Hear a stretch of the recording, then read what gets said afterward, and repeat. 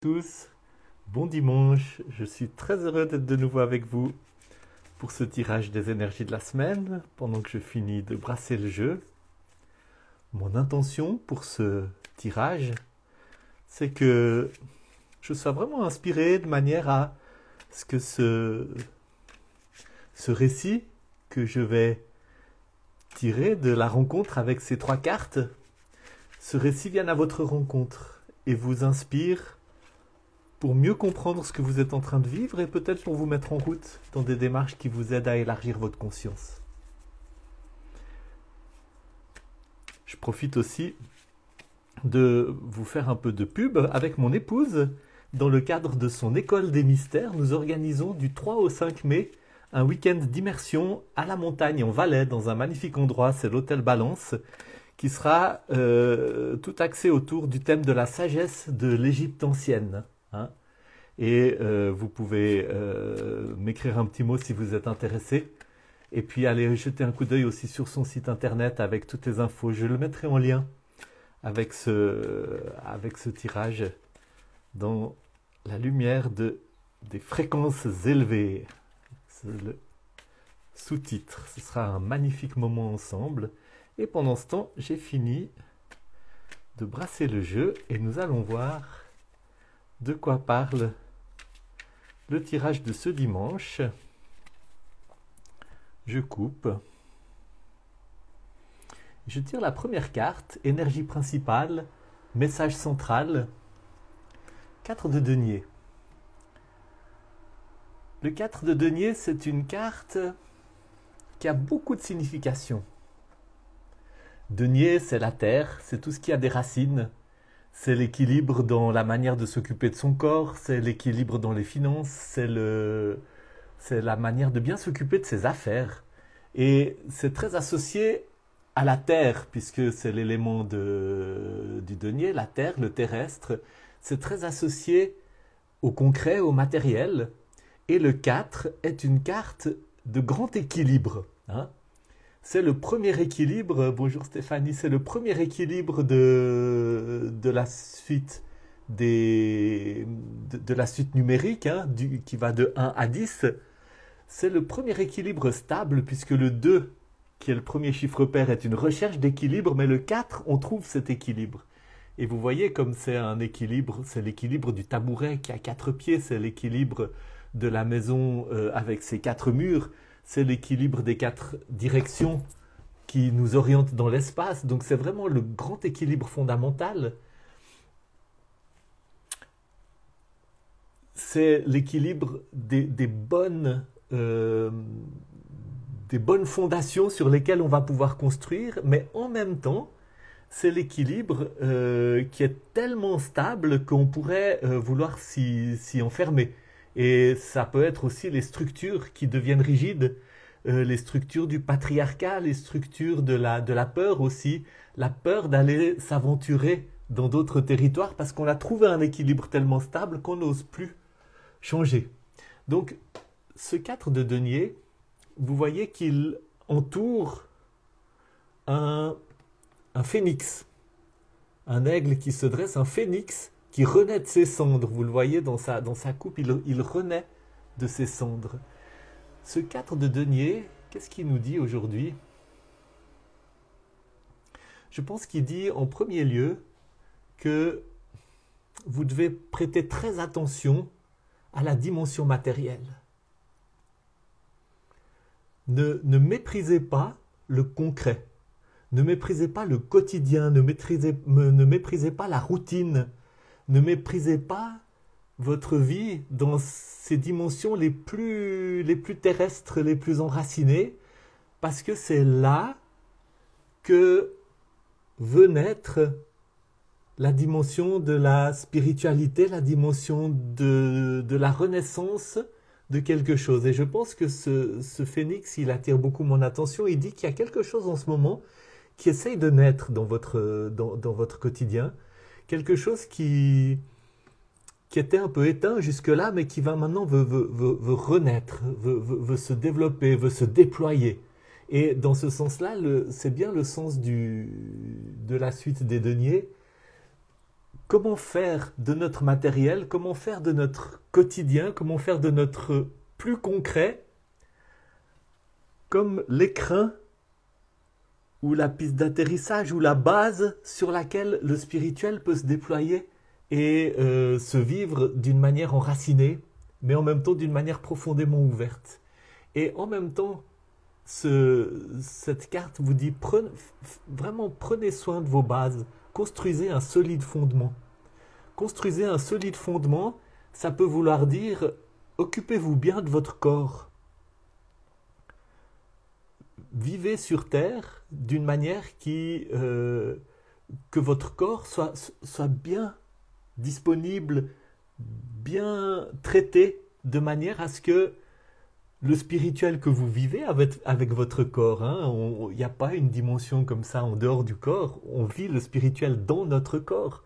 Nos pensées sont des mécanismes de notre corps, notre vie intérieure se déploie à partir de notre corps, où notre corps en tout cas est un récepteur de quelque chose, ça se passe dans le corps. Donc vraiment prenez bien soin de votre corps. Ça peut être en vous alimentant bien, ça peut être en évitant des excès. C'était très difficile de vivre une spiritualité le lendemain d'une soirée de beuverie. De beuverie, non, mais enfin, quand on a bu 4 ou 5 verres de vin avec un repas, le lendemain, on est différent, l'énergie est différente. Quand on ne fait pas assez de sport ou quand on ne s'occupe pas bien, quand on ne respecte pas notre corps, ça a un impact sur la spiritualité. De la même manière, peut-être que c'est un appel à vous occuper de vos finances ou de la manière dont vous posez vos limites. Réfléchissez à qu'est-ce qu'il y a dans votre concret, dans votre quotidien, dans lequel vous êtes invité à vraiment faire de la place. Et puis aussi, dans ce 4, il peut y avoir la peur, la peur de sortir, la peur de manquer, la peur de ne pas avoir une assez bonne santé, la peur de ne pas avoir assez d'argent, la peur de ne pas être capable de... et cette peur est très mauvaise conseillère. Et elle peut enfermer le phénix qui essaye de naître. Elle peut enfermer la dimension spirituelle qui voudrait se frayer un chemin, qui voudrait renaître peut-être à travers le quotidien de votre existence. Donc, regardez aussi là où il y a des peurs et regardez là où vous auriez peut-être besoin d'aide pour faire face à ces peurs et pour vous libérer de certains enfermements, de certains cadres, de certains... Vous savez, il y a des enfermements physiques, mais il y a aussi des enfermements mentaux où on est pris dans toutes sortes de conditionnements qui remontent souvent à notre enfance et parfois bien avant aussi. On est aussi le fruit de nos lignées. Donc, considérez tout ce qui se dit à vous à travers ce 4 de denier, qui est vraiment une invitation à avoir un solide fondement dans votre manière de vous traiter sur le plan le plus concret, et aussi dans votre manière de gérer vos affaires, peut-être aussi de gérer votre vie professionnelle, de trouver un bon équilibre qui permette à la spiritualité symbolisée par ce phénix, à peut-être quelque chose qui vous appelle en ce moment d'une manière très particulière de se déployer et peut-être de renaître de ses cendres. Voyons quelle est la carte qui sous-tend cette première carte. L'étoile.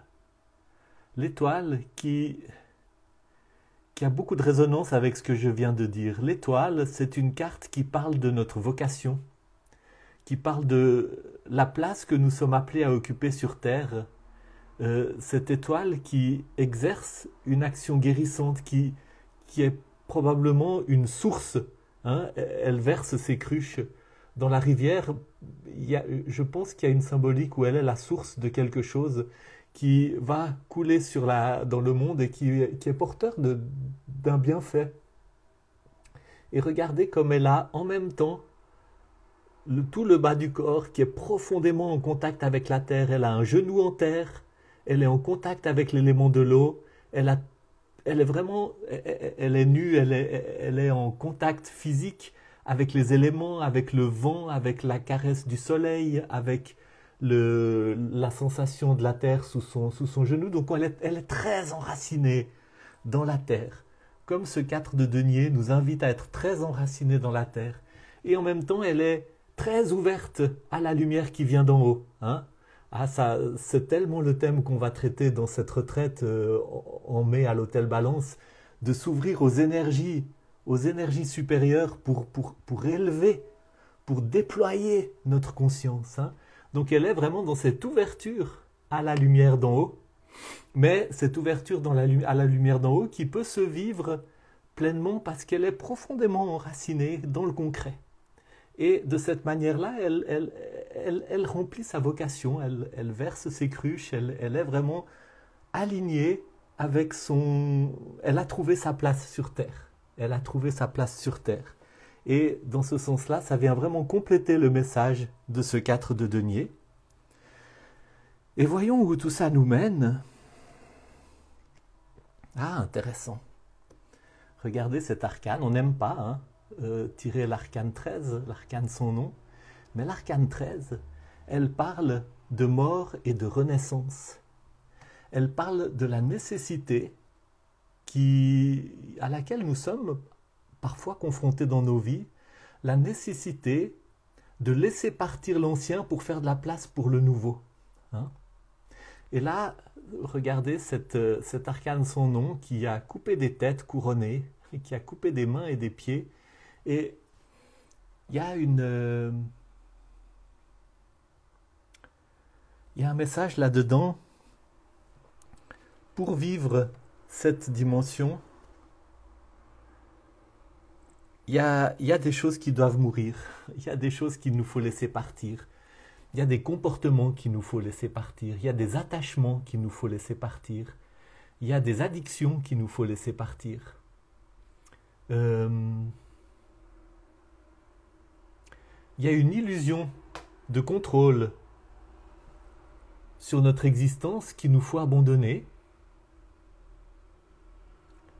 mais qui n'est pas remplacée par la passivité ou par la résignation ou par le fatalisme. Cette illusion de contrôle, quand nous y renonçons, elle laisse la place à la capacité de vraiment nous aligner avec ce qu'il y a au plus profond de nous. Comment dire ça? Nous grandissons avec beaucoup d'illusions. Hein? Nous sommes laissés définir dans notre identité par beaucoup d'illusions, beaucoup de faux semblants. Nos parents, notre société, notre culture nous ont comme imposé des parties de notre identité qui ne sont pas vraiment à nous, même si nous pensons qu'elles sont à nous. Et on va souvent entendre, moi je me suis entendu le dire, hein, moi je suis comme ça. Même non, pas forcément. Moi je crois que je suis comme ça. Et il y a beaucoup de choses que nous devons laisser aller, hein, pour laisser la place à qui nous sommes vraiment. Il y a beaucoup de conditionnements que nous devons laisser aller pour laisser la place à qui nous sommes vraiment, à notre vocation profonde. Hein? Et donc, quand vous êtes à la recherche de cet équilibre, de cette manière de bien vous traiter, de bien prendre soin de vous, eh bien, cette recherche d'équilibre, elle est bien là parce que vous aspirez profondément à trouver votre place, à accomplir votre vocation, à être aligné avec vous-même. Et pour être aligné avec vous-même, il vous faut laisser mourir un certain nombre de faux semblants à votre sujet. Et ça, c'est tout un travail. C'est pas un travail qui se fait d'un claquement de doigts. Dans mon expérience, c'est pas un travail qui se fait tout seul. Moi, c'est un travail pour lequel j'ai besoin de thérapeutes, j'ai besoin d'alliés, j'ai besoin de vis-à-vis. J'ai besoin d'aide spirituelle, j'ai besoin d'aide psychologique, j'ai besoin d'investir des ressources. Hein.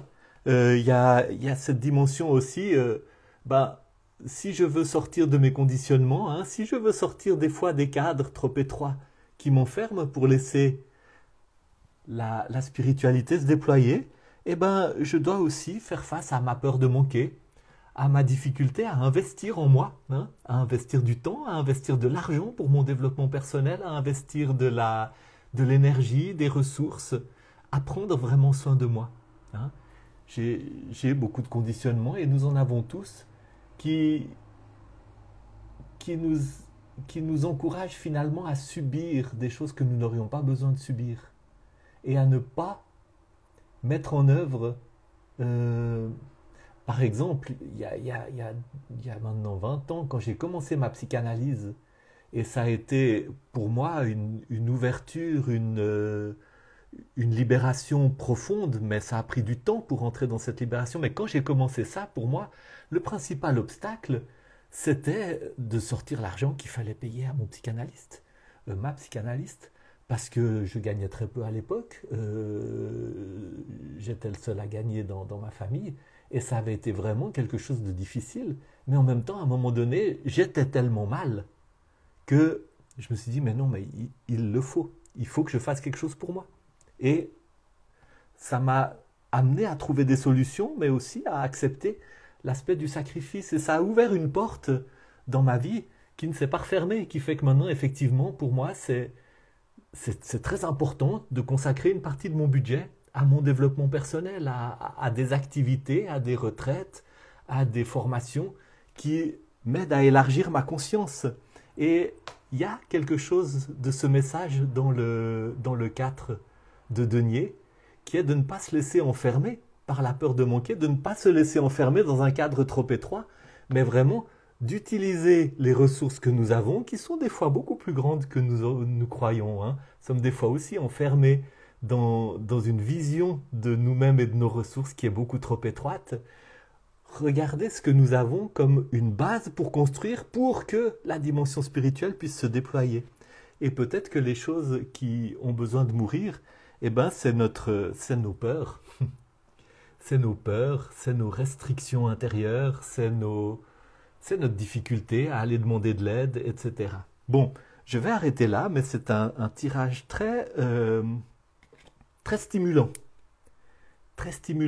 très fort, hein, 2 arcanes majeurs, et non des moindres, qui se manifestent et qui, en même temps, donnent un message assez radical, assez challenging, comme disent nos chers anglophones, qui nous défient, qui nous incitent à sortir de notre zone de confort. Et c'est toujours ce que fait l'arcane Son Nom, l'arcane 13, elle nous invite à sortir de notre zone de confort pour vraiment habiter cette dimension de notre vocation. Et nous ne pouvons pas habiter notre vocation sans entrer dans ce territoire de bienheureuse insécurité qui nous permet de sortir de nos cadres étroits et de faire du quotidien et d'utiliser aussi nos ressources, y compris nos ressources matérielles, dans le but de favoriser vraiment ce travail d'élargissement de la conscience, de développement spirituel, etc., qui a après des impacts extrêmement concrets sur notre manière d'habiter notre quotidien et notre existence terrestre. Voilà. Bon dimanche.